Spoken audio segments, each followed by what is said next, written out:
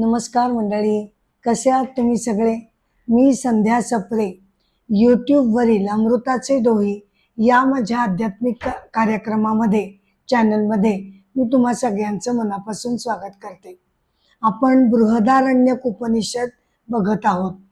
आजच्या एपिसोडमध्ये बृहदारण्यक उपनिषद भाग 4 अहम ब्रह्मास्मी हे आपण बघणार आहोत.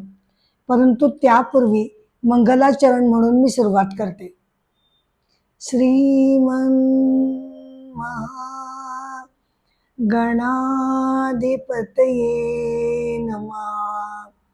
वक्रतुंड महाकाय सूर्यकोटि समप्रभ निर्विघ्नं कुरु मे देव सर्वकार्येषु सर्वदा. नमो देवे महादेवे शिवाये सततं नमः. नमः प्रकृते भद्राये नियता प्रणता स्मतां. कृष्णाय वासुदेवाय हरये परमात्मने प्रणतक्लेशनाशाय गोविंदाय नमो नमः. बृहदारण्यक उपनिषद भाग 4 अहम ब्रह्मास्मी. अहम ब्रह्मास्मी हे महावाक्य बृहदारण्यक उपनिषदामध्ये आलेलं आहे. महावाक्य म्हणजे काय? तर आपले एकूण 4 वेद आहेत, बरोबर? ऋग्वेद, यजुर्वेद, सामवेद, अथर्ववेद. परत या वेदांचे सुद्धा प्रत्येकाचे अंतर्गत असे 4 भाग पडतात. कोणते? एक आहे संहिता, हा पहिला आरंभीचा भाग आहे. त्यामध्ये वेदांमधील मंत्र त्यामध्ये रचलेली आढळतात. त्यानंतर येतो ब्राह्मणे, यामध्ये जे मंत्र सांगितलेले आहेत त्याचे अर्थ, यज्ञ याग वगैरे कर्मकांड कशी करावीत याबद्दलचं स्पष्टीकरण त्यामध्ये दिलेलं आहे. त्यानंतर ब्राह्मणे नंतर येतं आरण्यके. यामध्ये आरण्यके हा जो भाग आहे तो कर्मकांड आणि त्याच्या मागील तत्वज्ञान यांचा जणू काही मधला पूल आहे. त्यामध्ये थोडंफार तत्वज्ञानाबद्दल सुद्धा माहिती दिली जाते. आणि वेदांचा शेवटचा भाग म्हणजे उपनिषद किंवा वेदांत, ज्यामध्ये परमेश्वराच्या ज्ञानाबद्दल संपूर्णपणे चर्चा केलेली दिसून येते. म्हणजे ऋषींचे अनुभव, त्यांची परमेश्वराबद्दलची येणारी साक्षात अनुभूती, त्यांचे विचार उपनिषदांमध्ये मांडले गेलेले आहेत. तर प्रत्येक वेदांमध्ये प्रत्येक वेदांमध्ये एक एक महावाक्य निवडलेलं आहे. महावाक्य म्हणजे जे व्यक्तीमध्ये जे ईश्वर तत्व किंवा आत्मतत्व आहे तेच साऱ्या ब्रह्मांडाला तोलून धरणारं जे परब्रह्म तत्व आहे त्याच्याशी आपल्यातील आत्मतत्व हे एकरूप आहे. या दोघांची एकरूपता सांगण्यासाठी ही महावाक्य निर्मिलेली आहेत. म्हणजे नावं त्यांची फक्त वेगवेगळी पडतात. संबंध ब्रह्मांडासाठी त्या तत्वाला परब्रह्म तत्व म्हटलं जातं आणि व्यक्तीसाठी त्याच तत्वाला आत्मतत्व असं म्हटलं जातं. केवळ नावांचा फरक आहे, बाकी दोघंही एकरूप आहेत. ही एकरूपता दाखवणारी जी महावाक्य गणली गेलेली आहेत ती प्रत्येक वेदांसाठी एक एक असं महावाक्य रचलेलं आहे. तर त्यापैकी बृहदारण्यक उपनिषद जे आपण आता बघतोय त्यामध्ये ते महावाक्य आलेलं आहे. कोणतं महावाक्य? अहम ब्रह्मास्मी. इतर वेदांमधली महावाक्य आपण बघूया. ऋग्वेदामध्ये ऐतरेय उपनिषदामध्ये प्रज्ञानम ब्रह्म हे महावाक्य आहे. अथर्व वेदामध्ये मांडुक्य उपनिषदामध्ये अयम आत्मा ब्रह्मन हे वाक्य आहे. सामवेदामध्ये छांदोग्य उपनिषदामध्ये तत्वमसी हे महावाक्य आलेलं आहे. आणि हे चौथं अहम ब्रह्मास्मी हे बृहदारण्यक उपनिषदामध्ये जे आलेलं आहे त्याचं निरूपण आपण आता बघूया.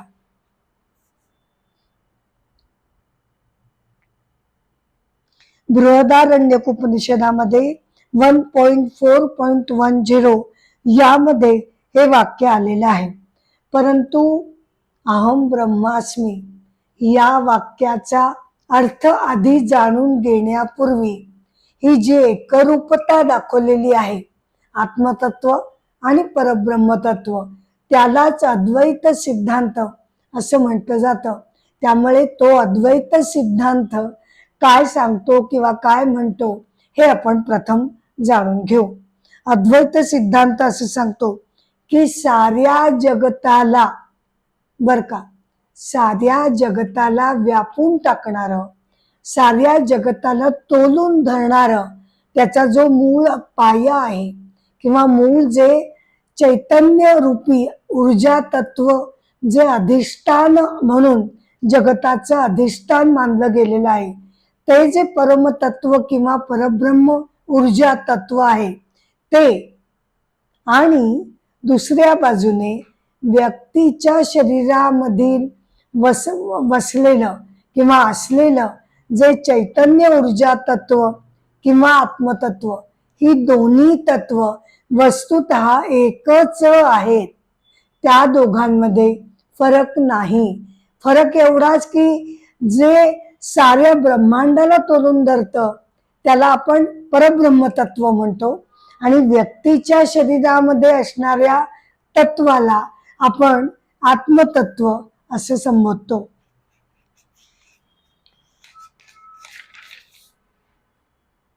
म्हणजे केवळ दोघांना जी नावं दिलेली आहेत त्यामध्ये केवळ फरक असून त्यांच्यामध्ये व्यक्तिशः काही फरक नाही.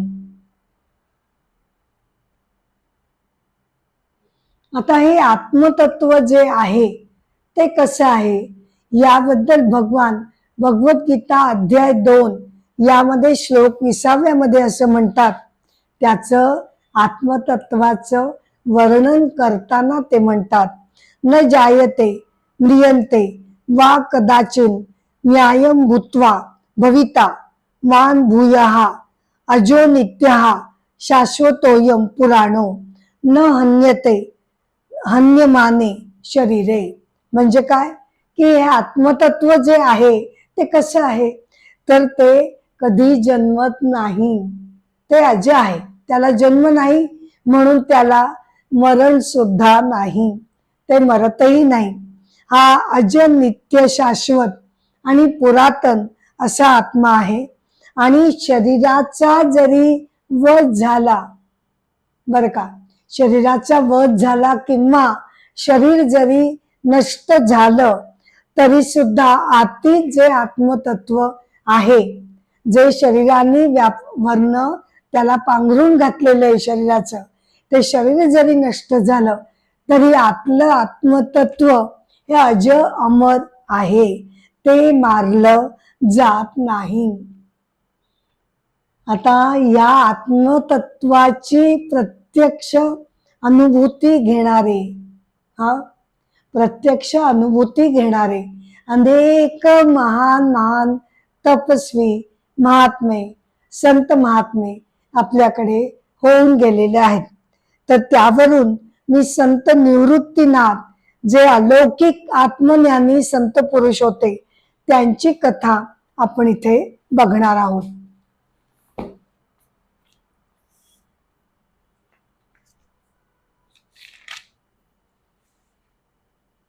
संत श्रेष्ठ निवृत्तीनाथ महाराष्ट्रातले प्रख्यात संत. जन्म 1273, मृत्यू 1297. निवृत्तीनाथ हे ज्ञानेश्वर माऊली, सोपानदेव आणि मुक्ताई यांचे थोरले बंधू आहेत. ते ज्ञानेश्वर माऊलींचे गुरु आहेत.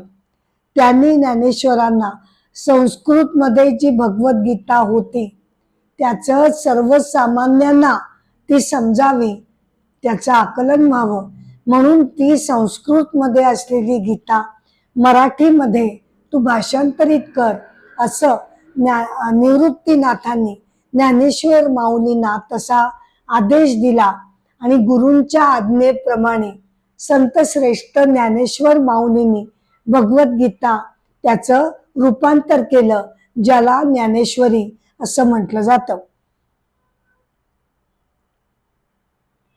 निवृत्तीनाथांचे जे गुरु होते ते होते गहिनीनाथ.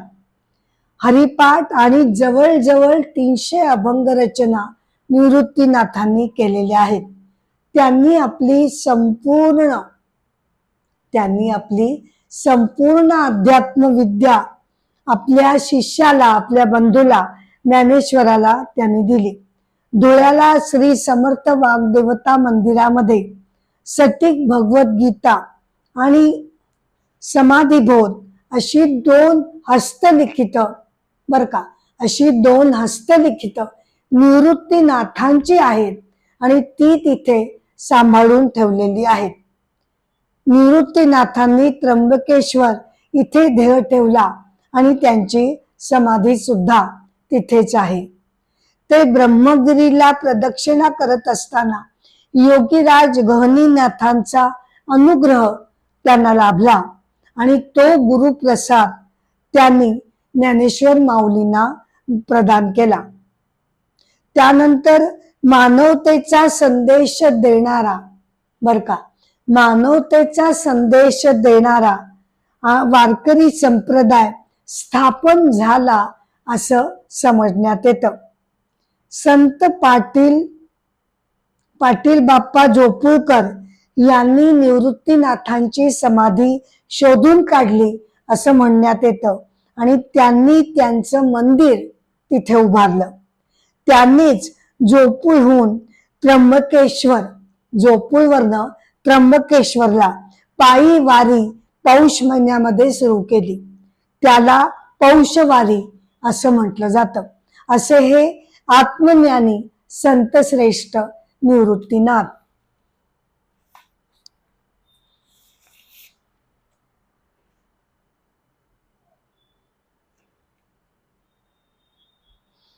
आपलं खरं स्वरूप हे शरीर आणि मन नसून हे जे आत्मज्ञान आहे ते आपल्याला काय सांगतं, तर आपलं खरं स्वरूप हे शरीर आणि मन नसून आपल्या शरीरामध्ये अंतर्गत वसलेलं ईश्वरी चैतन्य तत्व, आत्मतत्व हेच आपलं खरं स्वरूप आहे.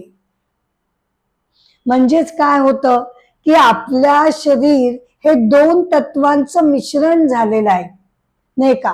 एक शरीर आणि मन जे आपल्याला प्रकृतीकडून मिळालेलं आहे आणि दुसरं त्याच्या आतमध्ये जो लखलखता हिरा भगवंतांनी ठेवलेला आहे तो म्हणजे आत्मतत्व. एक प्रसाद आपल्याला साक्षात परब्रह्माकडून मिळालेला आहे, आत्मतत्वाचा प्रसाद, आणि दुसरीकडून प्रकृतीनं आपल्याला शरीर आणि मन दिलाय. या दोघांच्या मिश्रणानं आपण बनलेलो आहोत, परंतु आपल्याला आत्मतत्वाची अनुभूती येत नाही तोपर्यंत आपण असं समजतो की आपण म्हणजे केवळ शरीर आणि मन आहोत.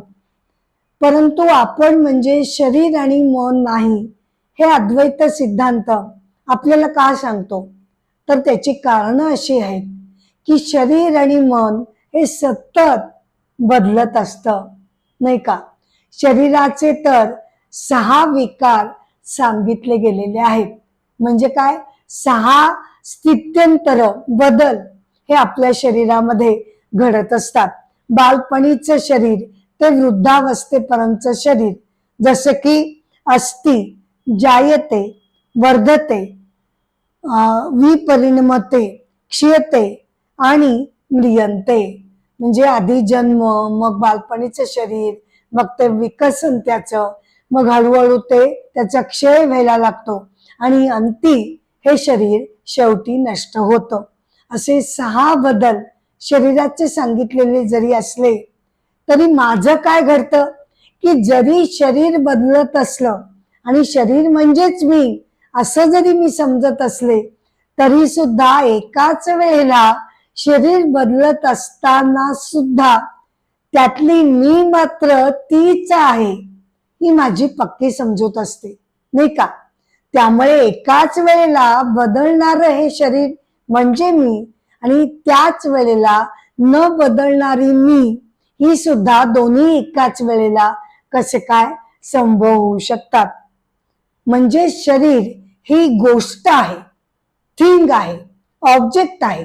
शरीर हे बघितलं जातं, अनुभवलं जातं, पाहिलं जातं, आणि पाहिलं जातं ते आणि पाहणारा या दोन गोष्टी वेगवेगळ्या असणं महत्वाचं आहे.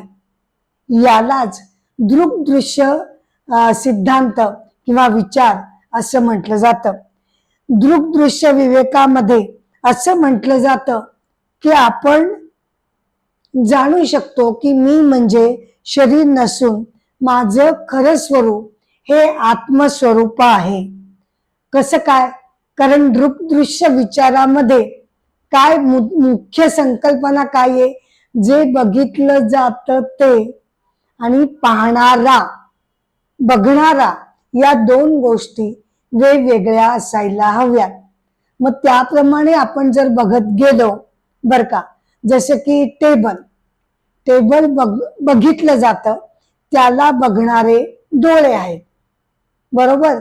आता डोळ्यांना बघणारं कोण आहे? डोळ्यांना बघणारं मन आहे. बघणारं म्हणजे लिटरली नाही, तर डोळ्यांची अवस्था कशी आहे, चांगली आहे ना, काही त्याला त्रास नाही ना, या दृष्टीनं मन डोळ्यांना बघत असतं. आता मनाला जाणणारं कोण आहे? तर मनाला त्याचे जे बदल घडत असतात, मन सुद्धा काही स्थिर नसतं, त्याच्यातही चढ उतार चालू असतात. तर ते बदल जे घडत असतात ते बघणारं साक्षी तत्व म्हणजे आत्मतत्व आहे.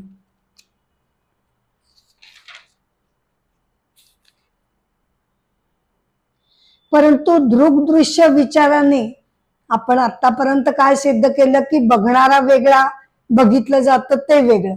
मग अशाने तर द्वैत निर्माण झालं की अद्वैत कुठे आलं? म्हणजे एका बाजूने आत्मतत्व बघणारा आणि दुसऱ्या बाजूने शरीर जे बघितलं जातं ते, म्हणजे दोन वेगवेगळ्या गोष्टी यातून आपण सिद्ध केल्या. मग हे अद्वैत कसं काय? तर त्याच्या पुढे जाऊन पुढची पायरी जी आहे तिथे अद्वैत सिद्धांत असं म्हणतो की जरी वरवर बघितलं असता दोन वेगवेगळ्या गोष्टी आता सिद्ध झाल्या तरी सुद्धा त्यांच्यामध्ये भिन्नता नाही. शरीर आणि मन हे दुसरं तिसरं काही नसून आत्मतत्वाचाच तो अपीअरन्स आहे, तो देखावा आहे. जसं की दागिना आपण जेव्हा बघतो तेव्हा दागिना हा सोन्यापासून म्हणजे मूळ तत्वापासून, सोन्यापासून अलग नसतो. सोन्यालाच दिलेलं नाव रूप आकार म्हणजे ते दागिना आहे. तसंच आत्मतत्वालाच शरीर मनानं दिलेलं नाव रूप आकार म्हणजे व्यक्ती आहे. आत्मतत्व आणि शरीर हे भिन्न नाहीत, तर शरीर हा त्याचा अपीअरन्स आहे. कारण दोन गोष्टी या दोन भिन्न भिन्न आहेत, स्वतंत्र आहेत. हे आपण कधी म्हणू शकतो की बाबा मी असं म्हणू शकते का की माझं शरीर वेगळं आहे बर का आत्मतत्वापासून, मला काहीतरी सांगू नका. तर शरीर माझं कसं आहे? तर माझ्या शरीराचं अस्तित्व किंवा सत्यत्व हे आत्मतत्वावरच अवलंबून आहे. सारं ब्रह्मांड घ्या, जगतातील लाखो गोष्टी घ्या, व्यक्ती घ्या, त्यांचे शरीर घ्या, प्रत्येक आणि प्रत्येक गोष्ट ही त्यांच्या एक्झिस्टन्ससाठी त्यांच्या एक्झिस्टन्ससाठी आत्मतत्व जे पायाभूत मूलतत्व आहे त्याच्याकडून त्यानं ते एक्झिस्टन्स काही काळापुरतं प्रत्येकानं उष्ण घेतलेलं आहे. आपलं जगत आपण हे जरी सत्य आपण भासत असलं किंवा आपण इंटरॅक्शन करतो, अनुभवतो, तर त्याची सत्यता ही जरी खरी असली म्हणजे व्यावहारिक सत्यता त्याची जी आहे ती जरी मान्य केली तरी सुद्धा ही जी सत्यता आहे शरीराची, गोष्टींची, ती कशी आहे? ती विनाशी आहे. कधी ना कधीतरी प्रत्येक गोष्टीचा अंत होणार आहे, बदलणारी आहे, क्षणभंगूर आहे. या अर्थानं ती स्वतंत्रपणे अस्तित्वात स्वयंभू आहे असं मानता येत नाही.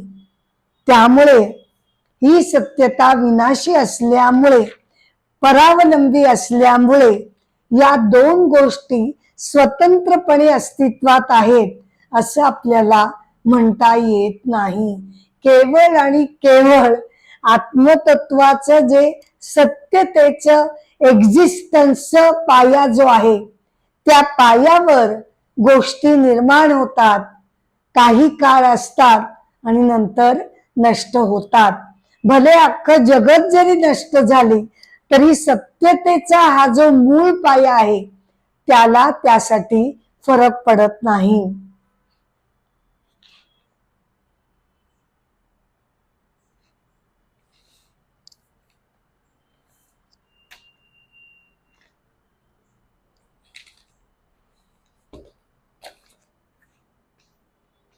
आता हा अद्वैत सिद्धांत जाणून घेतल्यानंतर आपण आता अहम ब्रह्मास्मी या महावाक्याकडे वळूया. आता आपल्याला नीट त्याचा अर्थ समजून घेता येईल.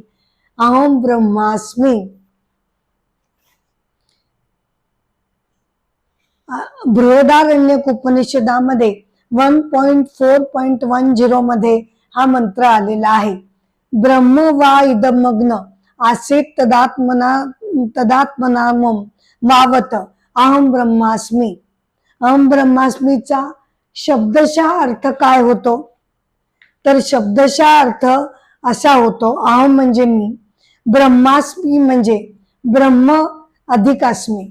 अस्मीचा अर्थ काय होतो? मी आहे. मी आहे ब्रह्म, मी ब्रह्म आहे असा त्याचा अर्थ होतो. परंतु अहम या शब्दाचा नेमका अर्थ काय, नाही का? अहमचे दोन अर्थ होतात. आपल्यासारख्या सामान्य साधकांसाठी काय अर्थ होतो ते आधी आपण प्रथम बघूया. अहम म्हणजे इगो, अहंकार. अंतःकरण चातुष्ट जे आहे म्हणजे असं की 4 घटकांनी आपलं अंतःकरण जे बनलेलं आहे त्याच्यामध्ये कोणते 4 घटक येतात? मन, बुद्धी, चित्त आणि अहंकार. हा जो अहंकार आहे, जो मी करणारा जीवभाव आहे, त्या अहंकाराला आपण चांगलेच जाणतो. परंतु आध्यात्मिक दृष्ट्या अहम म्हणजे मी कोण याचा खरा अर्थ काय होतो? तर शरीर आणि मन नसून आपल्या शरीरामध्ये वसलेलं आत्मतत्व म्हणजे खराखुरा मी आहे. मग इगो कोण आहे? इगो किंवा अहंकार हा खोटा मी आहे. आपल्या शरीरामध्ये 2 मी आहेत. एक खोटा मी जो व्यावहारिक दृष्टीनं जो वावरतो, इंटरॅक्शन करतो, कार्य करतो, तो इगो, तो अहंकार. आणि मूळ स्वरूपाचं जे मी पण आहे ते आहे आत्मतत्व म्हणजे मी. परंतु प्रत्यक्षामध्ये काय घडतं? तर आपल्याला आत्मतत्वाची पुरेशी जाणीव नसल्यामुळे मी करत पुढे पुढे करणारा हा अहंकार आपल्याला चांगलाच माहिती आहे, तो खोटा मी आहे. पण तो अहंकार जो आहे तो कशामुळे, तो कशामुळे आणि कुणामुळे निर्माण झालाय? तर तो त्याच्या पाठीमागे असलेल्या मूलभूत आत्मतत्वाच्या पायावरच हा अहंकार निर्माण झालेला आहे. परंतु आदि शंकराचार्य त्यांच्या विवेक चूडामणी ग्रंथामध्ये असं म्हणतात की आत्मतत्वामुळेच निर्माण झालेला हा आपला जीवभाव अहंकार ज्याच्यामुळे तो निर्माण झालाय त्यालाच मागे टाकून तो मी करत असतो. हे कसं काय समजून घेता येईल, तर त्यासाठी त्यांनी एक समर्पक उदाहरण सुद्धा दिलेलं आहे बर का. जसं की तलावामधील तलावामधील पाण्यामुळेच शेवाळ निर्माण होतं, नाही का. तलावामधील पाण्यामुळेच शेवाळ निर्माण होतं, पण असं असून सुद्धा ज्या पाण्यामुळे ते निर्माण झालंय त्यालाच ते शेवाळ झाकून टाकतो. आता हे घडतं कसं हे जाणण्यासाठी आपण चिदाभास म्हणजे काय ही संकल्पना आपण जाणून घेऊया.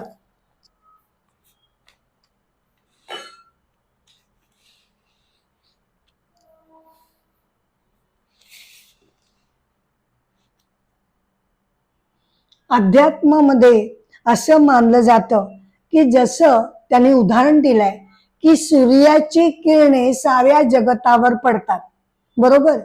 ती दगडावर पडतात, तशी ती तलावामध्ये नदीमध्ये सुद्धा पडतात. दगडावर जेव्हा सूर्याचे किरण पडतात तेव्हा दगडावर त्याचे प्रतिबिंब उमटत नाही, परंतु नदीच्या पाण्यामध्ये तलावामध्ये सूर्याचं प्रतिबिंब त्या पाण्यामध्ये खाली उमटतं. त्याचप्रमाणे आपल्या शरीरामध्ये बर का, आपल्या शरीरामध्ये मन आणि अहंकारामध्ये ही विशेष क्षमता मानण्यात येते की ज्यामुळे आपल्यातील जे आत्मतत्व चैतन्यमय ऊर्जा तत्व आहे त्याचं प्रतिबिंब मनरूपी आरशामध्ये किंवा अहंकार रूपी आरशामध्ये त्याचं प्रतिबिंब पडतं. ती क्षमता त्याच्यामध्ये आहे आणि त्यामुळे अहंकाराला कार्यशक्ती मिळते. त्या प्रतिबिंबामुळे मन आणि अहंकाराला ऊर्जा मिळते, शक्ती मिळते असं मानण्यात येतं. त्यामुळे घडतं काय की आत्मतत्वाच्या स्वप्रकाश ऊर्जेमुळे मन आणि अहंकार प्रकाशित होतात आणि त्यामुळे त्यांच्याद्वारे आपलं सगळं शरीर, मन, इंद्रिय, अहंकार, बुद्धी हे प्रकाशित होत जातात. त्यामुळे मनाला जाणीव तत्व मिळू शकतं. त्यामुळे आत्मतत्वाचा स्वप्रकाश हा अहंकार रूपी आरशामध्ये आत्मतत्वाचा स्वप्रकाश अहंकार रूपी आरशामध्ये प्रतिबिंबित होतो, ज्याला त्या प्रतिबिंबाला रिफ्लेक्टेड कॉन्शियसनेस किंवा चिदाभास असं म्हटलं जातं. आता आपण एक उदाहरण घेऊ की आरशासमोर जेव्हा मी बघते तेव्हा काय घडतं, माझं प्रतिबिंब मला दिसतं. ते प्रतिबिंब जे आहे ते आणि आरसा हे दोन्ही एकमेकांशी एकरूप झालेले आहेत, नाही का. आरसा मागे करा, बाजूला हटवा, प्रतिबिंब दिसणार नाही. त्याचप्रमाणे काय घडतं की जे प्रतिबिंब आत्मतत्वाचं पडलेलं आहे, चिदाभास जो आहे तो आणि अहंकार रूपी आरसा हे दोन्ही एकरूप होतात. म्हणजेच अहंकार म्हणजेच चिदाभास असं एकरूपता त्यांच्यामध्ये प्रस्थापित होते.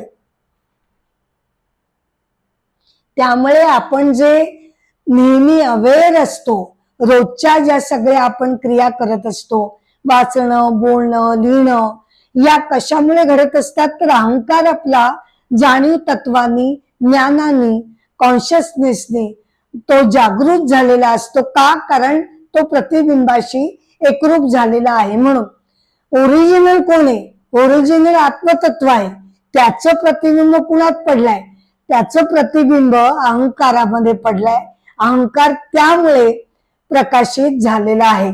त्यामुळे आजचा आपला रोजचा जो अवेअरनेस आहे, नाहीतर आपण म्हणू की आम्हाला तर सगळं कळतं, ज्ञान होतं, जाणीव होते, म्हणजेच आम्हाला आत्मतत्व कळलंय की, तर तसं नाही. आपली रोजची डे टू डे ची जी जाणीव आहे, ज्ञान आहे, समजून घेण्याची जी क्षमता आहे, विविध कार्य करण्याच्या ज्या क्षमता आहेत त्या आपल्याला त्या प्रतिबिंबित चिदाभासामुळे, त्या प्रतिबिंबित प्रकाश तत्वामुळे, रिफ्लेक्टेड कॉन्शियसमुळे आपल्याला हे सगळं आपण करू शकतो. अजून त्याचा जो ओरिजिनल स्रोत आहे त्याच्यापर्यंत आपली जाणीव किंवा त्याची अनुभूती आपल्याला झालेली नाही. म्हणजेच अहम म्हणजे कोण झाला, मी करणारा अहम म्हणजे कोण झाला, तर तो रिफ्लेक्टेड कॉन्शियसनेस झाला. ओरिजिनल आत्मतत्वाचं प्रतिबिंब म्हणजे अहमभाव किंवा जीवभाव झाला. परंतु त्याच्या मागे असलेल्या प्रकाश स्त्रोतामुळे हा अहंकार, त्याच्यामध्ये ऊर्जा आलेली आहे. हे विसरून आपल्याला चालणार नाही. आणि ह्याची ओरिजिनल आत्मतत्वाची, बिंबाची, प्रतिबिंब नाही. आपला आता सगळा कारभार प्रतिबिंबावर चाललेला आहे. परंतु जेव्हा ज्याच्यापासून ते उमटलाय प्रतिबिंब, तो जे आत्मतत्व आहे त्याची अनुभूती येणं म्हणजे आत्मज्ञान होणं होय. यावरून एका आत्मज्ञानी संत महात्म्याची कथा मी आपल्याला सांगते.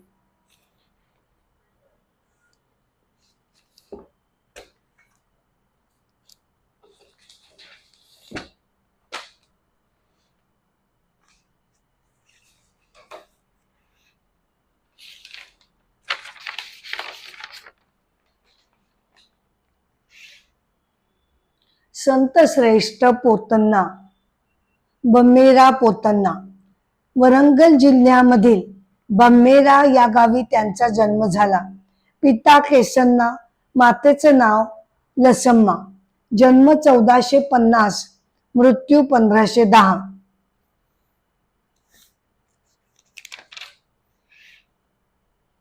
त्यांनी श्रीमद भागवताचं तेलुगूमध्ये अत्यंत रसाळपणे त्याचं रूपांतर केलेलं आहे. अत्यंत भगवत भक्त असे ते संत श्रेष्ठ पुरुष होते.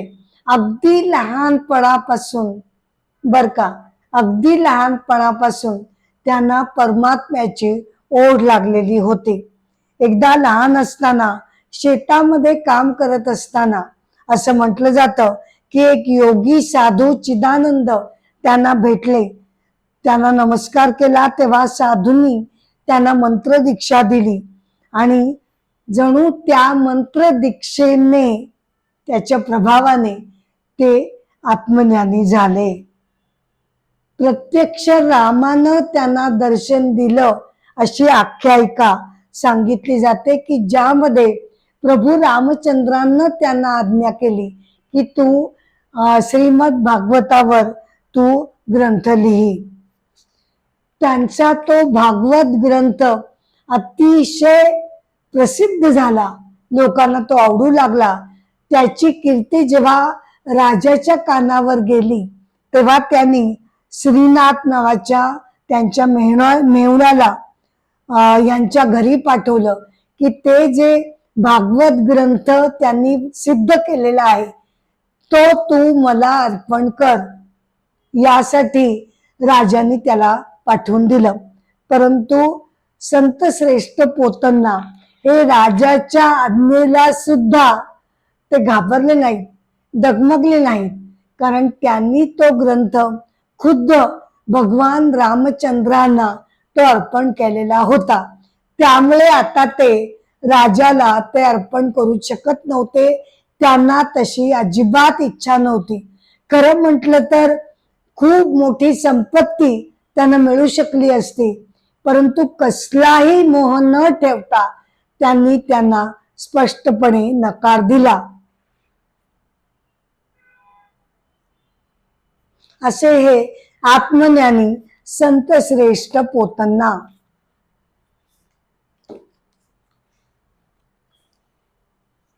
या आत्मज्ञानाचा गौरव करताना, बर का, या आत्मज्ञानाचा गौरव करताना भगवद्गीता अध्याय 5 श्लोक 16 मध्ये भगवंत असं म्हणतात, ज्ञानेन तु तज्ज्ञानम येषाम नाशितात्मनः तेषामादित्य वजज्ञानम प्रकाशयते तत्परम. म्हणजे ज्यांचे स्वतःचे हे अज्ञान, कोणतं अज्ञान आहे आपल्याकडे, तर आपल्याला आपल्या खऱ्या स्वस्वरूपाची, ईश्वरीय तत्वाची अजून जाणीव नाही, हे अज्ञान. तर ज्यांचे स्वतःचे हे अज्ञान आत्मज्ञानानं नष्ट झालं, बर का, आत्मज्ञानानं हे नष्ट झालं, त्यांना सूर्याप्रमाणे त्यांचं हे श्रेष्ठ ज्ञान परमार्थ तत्व प्रकाशित करून देतं. आपण आत्ताच पोतनांची कथा बघितली. खरोखर ते आत्मज्ञानी असल्यामुळेच अत्यंत निरलसपणे, निष्काम वृत्तीनं ते त्यांचं आयुष्य जगू शकले. म्हणजेच अहम ब्रह्मास्मी हे आत्मज्ञान होणं म्हणजे काय, तर त्याचे दोन पायऱ्या आहेत. एक म्हणजे अहम म्हणजे मी म्हणजे नेमका कोण, हे त्यातलं कळणं, हे महत्वाचं आहे. मी जर माझ्या शरीराला चिकटून बसले की मी म्हणजे शरीर, मग मला माझ्यातील आत्मतत्वाची ओळख होणं शक्य नाही. त्या दिशेने माझी तपस्या, साधना ही सुरू होऊ शकणार नाही. परंतु जेव्हा मी हे जाणते ज्ञानानं, म्हणजे प्रथम श्रवणानं, मननानं, की मला कळू शकतं की निदान बुद्धीला तरी जेव्हा माझ्या उमगतं की नाही माझं खरं स्वस्वरूप हे आत्मतत्व आहे, तेव्हा त्या दिशेनं माझा मग प्रयत्न चालू राहतो. आणि तपस्येनंतर आत्मज्ञान जेव्हा होतं तेव्हा मला कळून चुकतं की अहम म्हणजे इगो, म्हणजेच रिफ्लेक्टेड कॉन्शियसनेस. आतापर्यंत शरीराच्या माध्यमातून, शरीराच्या स्तरावरून मी प्रतिबिंबित, मी म्हणजेच मी, प्रतिबिंब हाच माझा खरा चेहरा आहे असं मी आतापर्यंत समजत होते. पण माझा खरा चेहरा तर इथे आहे, बिंब आहे, ते माझं खरं स्वस्वरूप आहे, हे कळणं म्हणजे आत्मज्ञान होणं. म्हणजे थोडक्यात काय की मी रिफ्लेक्टेड कॉन्शियसनेस नसून मी ओरिजिनल कॉन्शियसनेस म्हणजे शुद्ध चैतन्य तत्व आहे, याचा जेव्हा मला साक्षात्कार होतो. उलट दिशेने जेव्हा मी स्वस्वरूपाकडे बघते, माझी नजर केवळ प्रतिबिंबाकडेच आतापर्यंत केलेली आहे आणि तेच माझं जीवन चालू आहे. परंतु अंतर्मुख होऊन जेव्हा माझी नजर आतमध्ये वळते तेव्हा मला त्या खऱ्या ओरिजिनल बिंबाचा जेव्हा पुनर्शोध लागतो.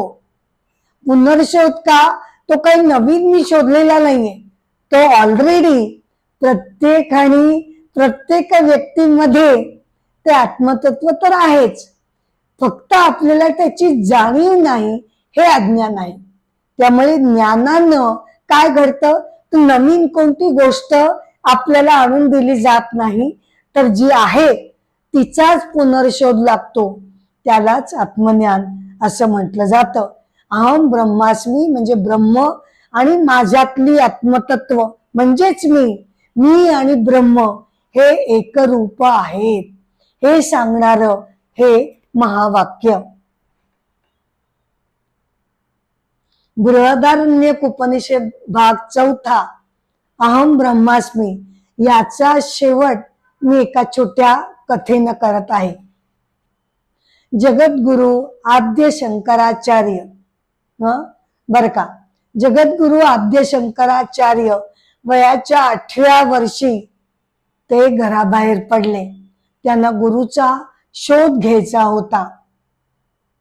ते केरळवरनं पायी भारत भ्रमण त्यांचं सुरू झालं.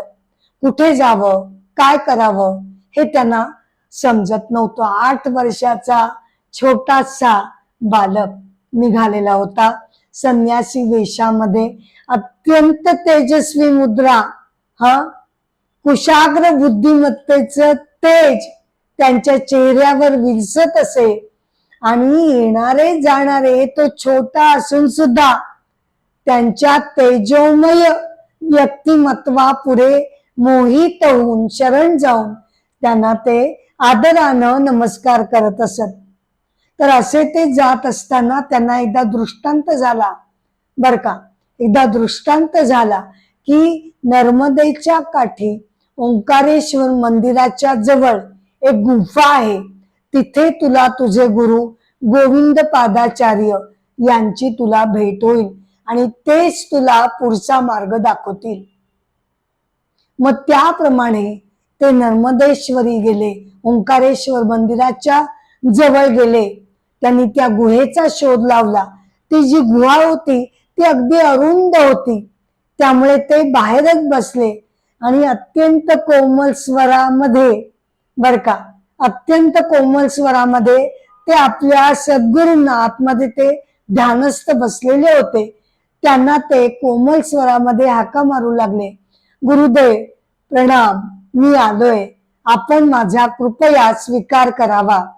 असंही म्हटलं जातं की जेव्हा त्यांची प्रत्यक्ष भेट झाली आणि गुरु गोविंद पादाचार्यांनी त्यांना जेव्हा विचारलं की तू कोण आहेस, तेव्हा त्यांनी प्रसिद्ध असं निर्वाण षटकम तिथल्या तिथे रचून त्यांनी त्याद्वारे सूचित केलं की मी म्हणजे शरीर मन आणि त्याला मिळालेलं नाव नसून मी म्हणजे आत्मतत्व आहे, हे सांगणारं त्यांचं प्रसिद्ध निर्वाण षटकम त्यांनी रचलं. मग त्यांच्या हाकेमुळे हळूहळू गुरु गोविंद पादाचार्य त्यांच्या ध्यान समाधीमधून बाहेर पडले आणि जणू या हृदयाचं त्या हृदयाला कळलंच. जणू त्यांना साक्षात्कार झाला की हाच आपला तो शिष्य ज्याची आपण इतके दिवस प्रतीक्षा करत होतो. अतिशय प्रेमाने त्यांनी आदि शंकराचार्यांचा शिष्य म्हणून स्वीकार केला आणि पुढची 3 वर्ष आदि शंकराचार्यांनी वेदांत, भगवद्गीता, उपनिषद, हठयोग, योग वगैरे अनेक प्रकारचं शिक्षण त्यांनी त्यांच्याकडनं शिकून घेतलं. अनेक सिद्धी सुद्धा आदि शंकराचार्यांना प्राप्त झाल्या. तर इथे मी बृहदारण्यक उपनिषद भाग 4 अहम ब्रह्मास्मी इथे मी त्याची सांगता करते. अर्थात त्याची सांगता जरी मी करत असले तरी सुद्धा त्याचे पुढचे भाग आणि अजून वेगवेगळे विषय घेऊन मी तुमच्या भेटीला येतच राहणार आहे. तुम्हा सगळ्यांना मनापासून विनंती करते की कृपया तुम्ही अमृताचे डोही या YouTube वरील माझ्या आध्यात्मिक चॅनलला शेअर करावं, लाईक करावं आणि सबस्क्राईब करावं ही माझी नम्र विनंती आहे. एपिसोडची सांगता मी नेहमीप्रमाणे गजरानं करत आहे. जय जय राम राम कृष्ण हरी हरी, जय जय राम राम कृष्ण हरी. राजा राम कृष्ण हरी, राजा राम कृष्ण हरी हरी, जय जय राम राम कृष्ण हरी हरी. नमस्कार.